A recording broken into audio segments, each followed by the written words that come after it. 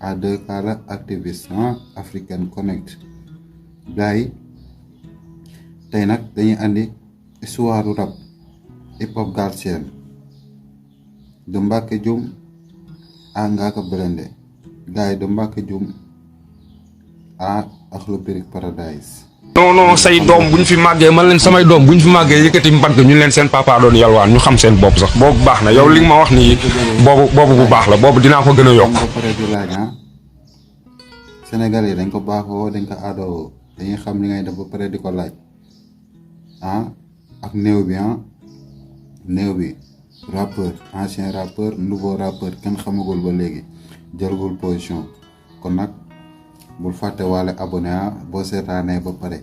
jaajëf. non say doom buñ fi màggee man leen samay doom buñ fi màggee yëkkati mbagg ñu leen seen papa doon yalwaan ñu xam seen bopp sax boobu baax na yow li nga ma wax nii boobu bu baax la boobu dinaa ko gën a yokk. fàttali leen ci hip hop Galsen ndax nee naa la ma nga tàmbalee ci ñoom Mbacké Dioum ñoom Demba Ba ndeysaan MC Lida ajala la ko bëgga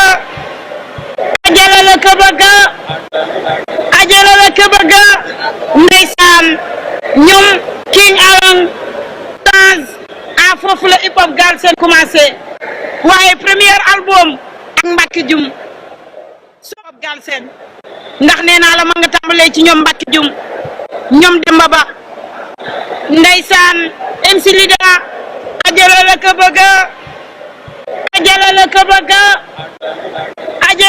bëgga ndeysaan ñoom King Along Tanz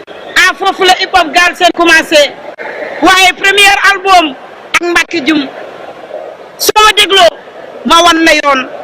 mag mën cee jaar ndaw mën cee jaar est-ce que yéen a ngi fàttaliku rap à Dakar 1992 MC Solar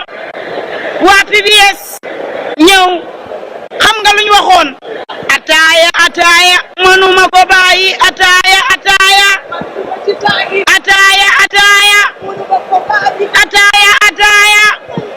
laa ilaaha illallah 1995 daara ji ñëw ak premier albumam daara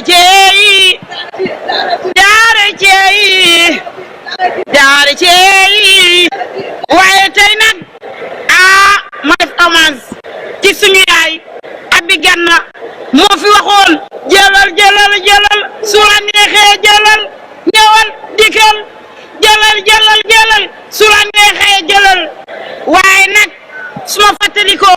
sama xel dem ci waa jant bi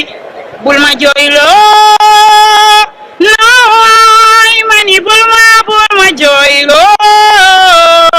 nooy ayow de bul ma jooyloo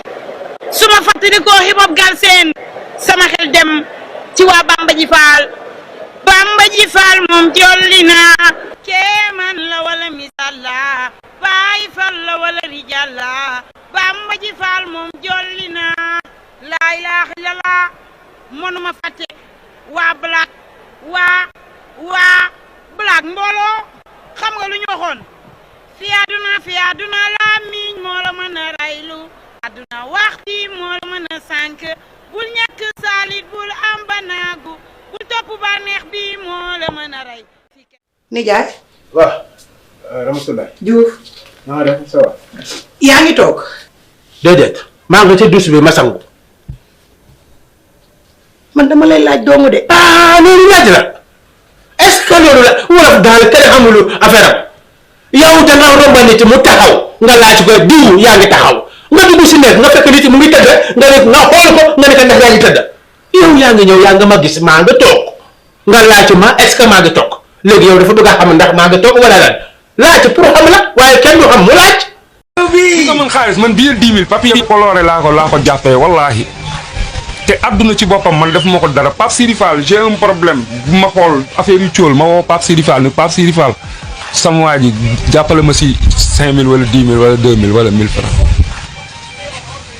parfois day am ñu ne non gis ngeen nit suba lan mooy xew dee kese mais suba dañuy indi yeneen yu mën a xew suba yeneen.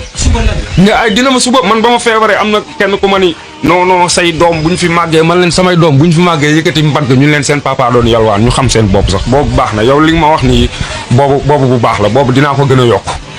où est le problème am na ñoo xamante ni fii oto yi rafet lañ yor seen papa yi ay sàcc lañ Sénégal yëpp xam nañ ko ñooñu rusuñu sama doom di rus parce que papaam dafa jomb dem sàcc ji wala mu jomb dem agressé ji wala mu jomb def lenn pour am xaalis il se comprendre que def lu kiiwul mais loolu moo tax mu dem yalwaan où est le problème kooku sama doom bu dee da koy metti moo xam.